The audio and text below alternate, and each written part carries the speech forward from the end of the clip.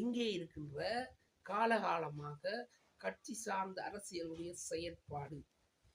நேரடியான ஒரு உதாரணத்தை சொல்கிறேன். இலங்கையிலே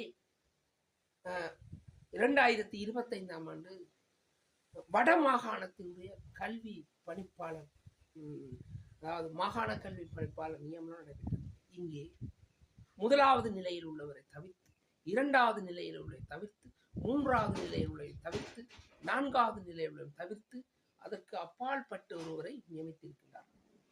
ஆகவே இங்கே இருக்கின்ற இந்த நடைமுறை, இந்த சிஸ்டம், ஆட்சி முறை என்பது யார் யார் அரசியலுக்கு வருகின்றார்களோ, யார் யார் அதிகாரத்துக்கு வருகின்றார்களோ அவர்களுக்கு சார்பானவர்களை கட்டி அணைத்து கொண்டு ஓடுகின்றார்களே ஒழிய, பொதுவாக இந்த நெதர்லாந்தை போன்றோ அல்லது டென்மார்க்கை போன்றோ அல்லது